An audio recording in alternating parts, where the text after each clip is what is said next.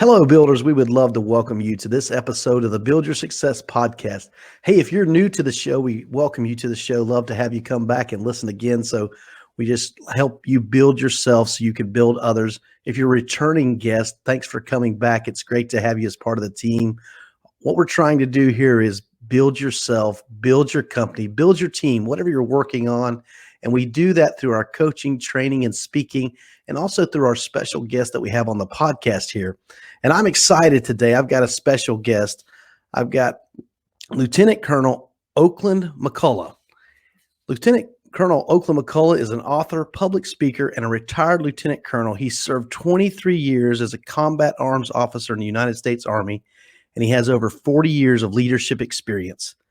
He's absolutely passionate about helping young men and women become the leaders they were meant to be and more productive citizens for this country. He never turns down a chance to speak with people about leadership and how to be successful in life. So welcome to the podcast today, Lieutenant Colonel Oakland McCulloch. Thank you, Brian. I'm really excited to be here.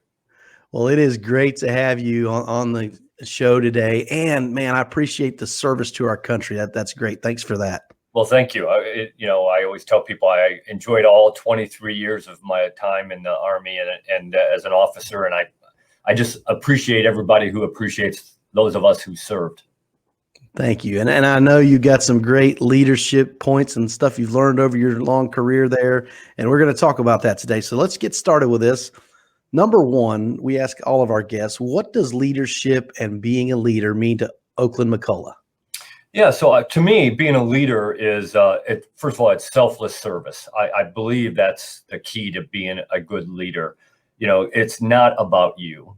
And in some ways, it's all about you. It's not about you in that we didn't make you the leader so that you get more privileges and higher pay and you get to live in a nicer house and drive a nicer car. All those things are nice. And a lot of times leaders get to do those because we pay leaders better. But that is not why we made you the leader. We made you the leader so that you could better take care of people that work for you and the people you work for. And that's really what it's all about, in my opinion. I couldn't agree with you more. I love the point that you make about it. Yes, you may get some of those extra privileges, but that is not what it's about. It's about helping lead others and develop others.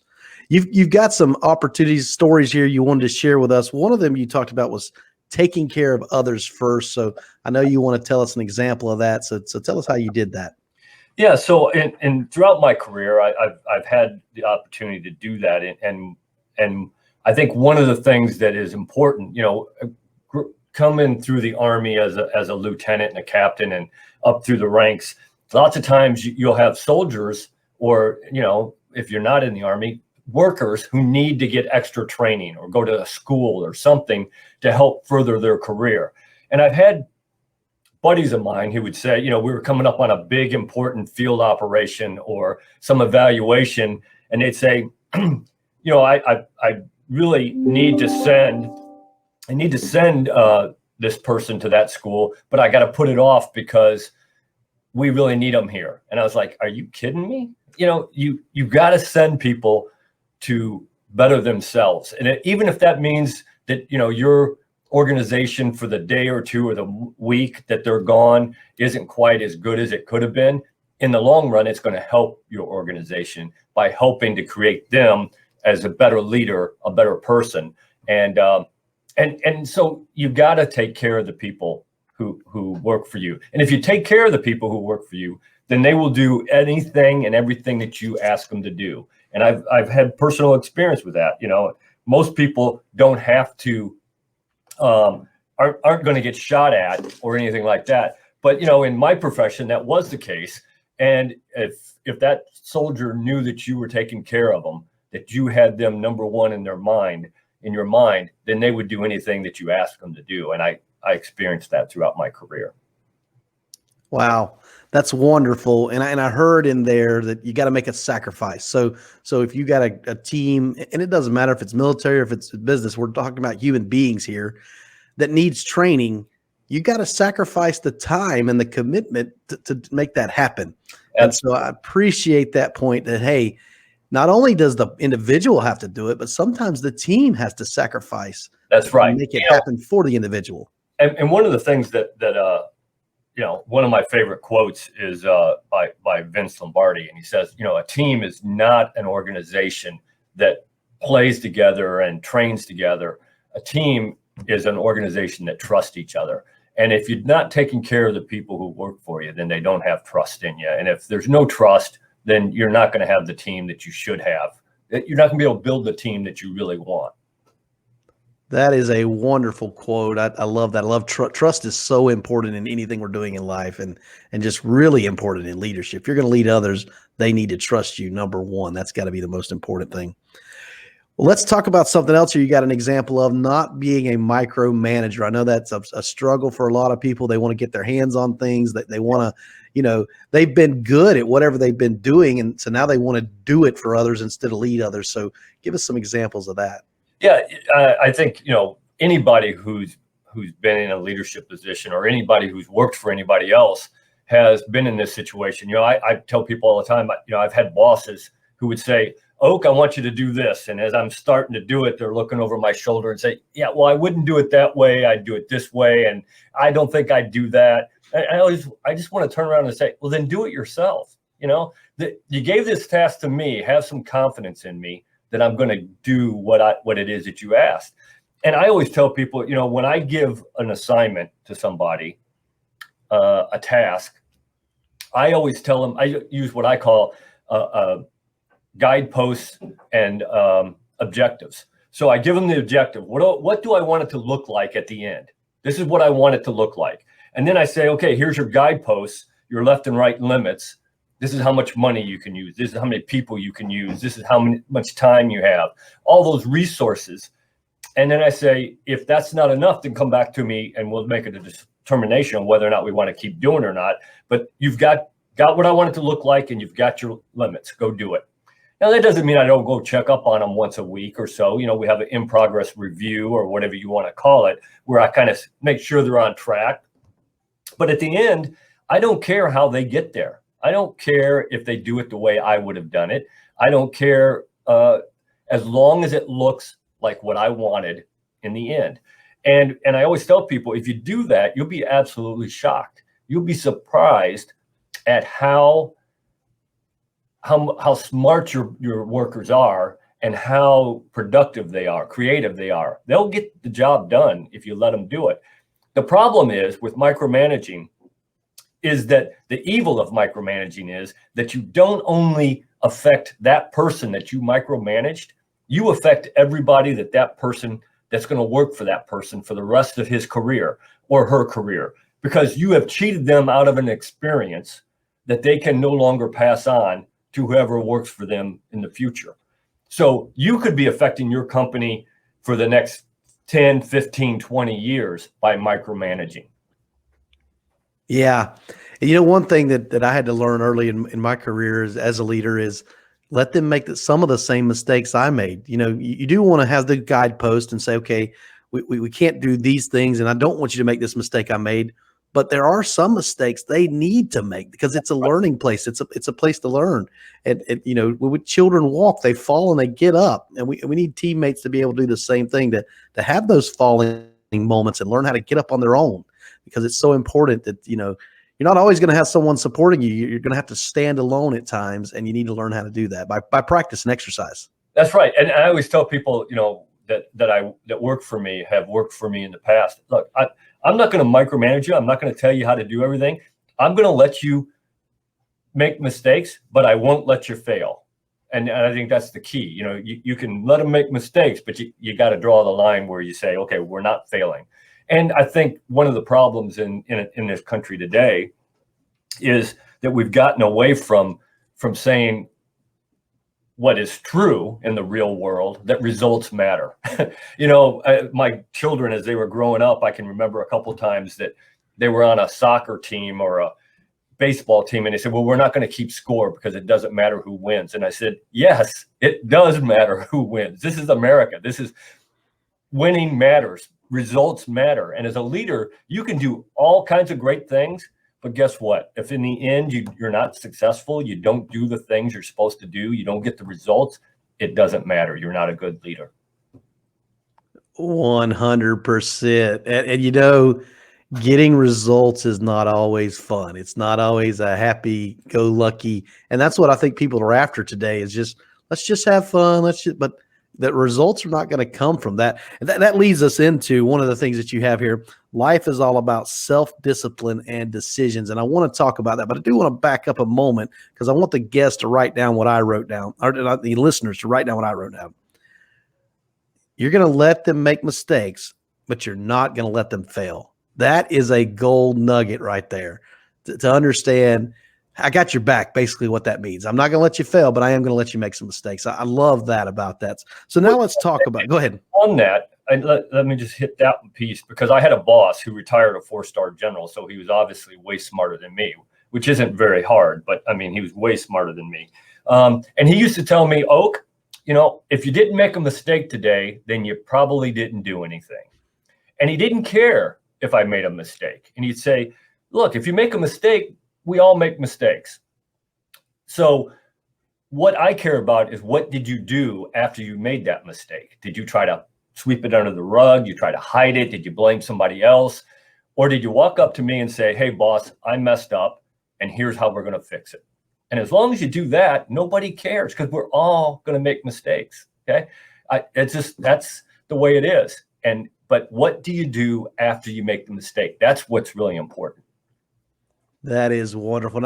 And I was trained by someone one time that said, when your employees bring you a problem, ask them for a solution. Everybody can come and dump a problem in your lap and walk out the door and say, hey, there's your problem, buddy. Take care of it. That's right. But a true good leader says, okay, now what are we going to do to fix this? What are your ideas to make a solution for this? And then they buy into it. If you use their ideas, then it's their solution. It's not your solution. That's great. So one of the things you said here was life is all about self-discipline and decisions. And so let's talk around. I want you to unpack that for the listeners and explain to them some of the situations where it's about discipline and it's about decisions.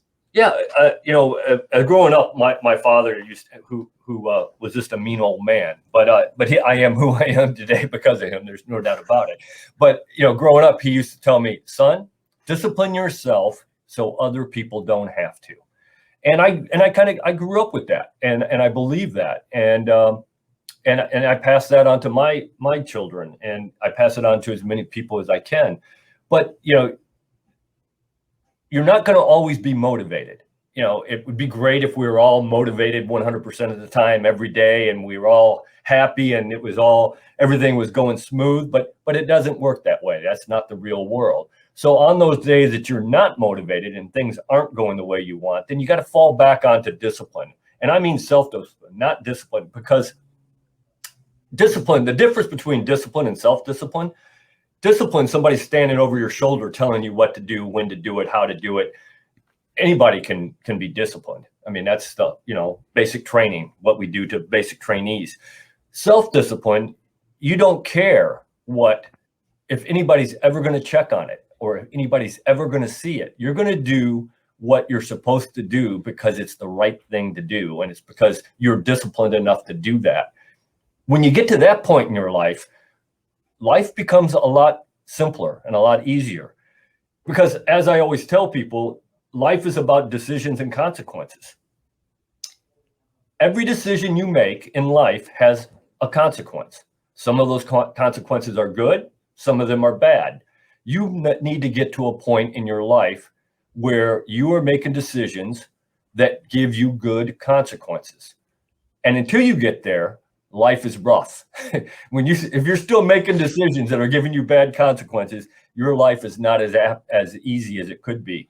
And one of the ways that I always remember my father kind of impressing that into my brain was he always used to say, son, every time you start to make a decision to do something, the first thing that you ought to think of, would your mom want you to do that?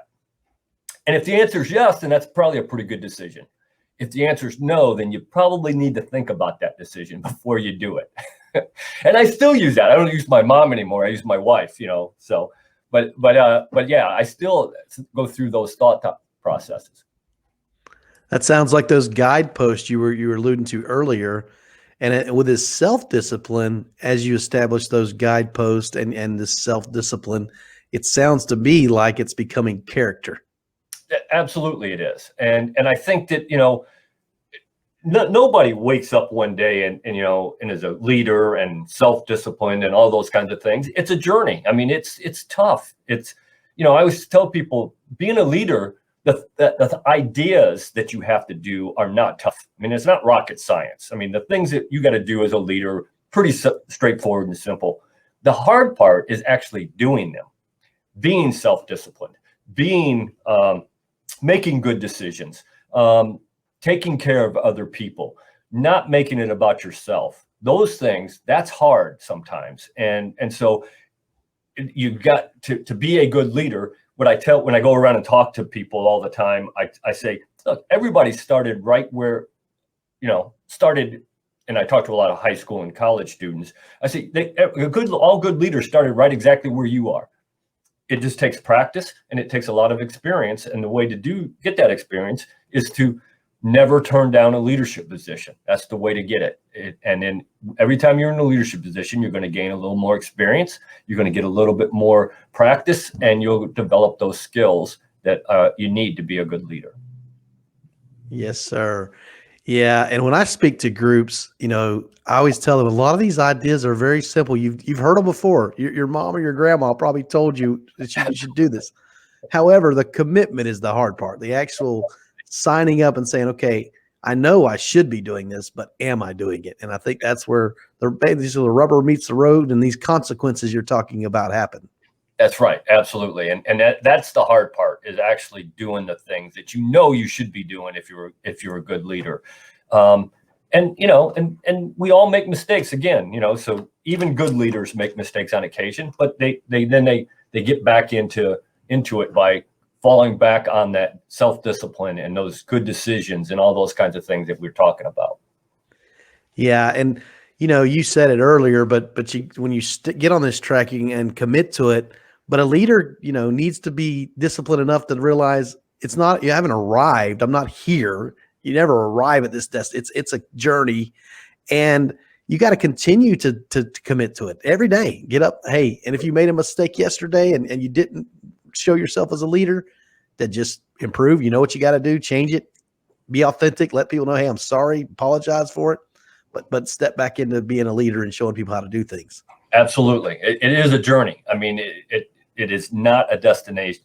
You never get there. I don't care how good a leader you are. And I've had the pleasure of working for some pretty great leaders, in my opinion, but I don't care how great you are as a leader, you can always do better. We can all learn something. And, and people ask me a lot of times, I've been asked since I published the book, I had a lot of people who asked me, so who did you write the book for?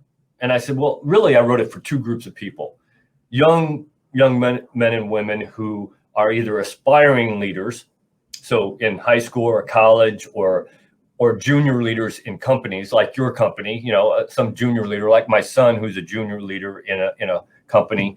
I wrote it for them so they understand what is required to be a good leader, and then they can start practicing it and start doing those things. But I also wrote it for old people like me, and the cadets that I work with here at the university I work at. They would tell you I'm 120 years old, and I'm probably pretty close to that. But I also wrote it for guys and gals like me who have 20, 30, 40 years of leadership experience, not because they're going to learn anything, because I don't believe that. And if you read the book, I'm sure there's nothing in there that you don't already know.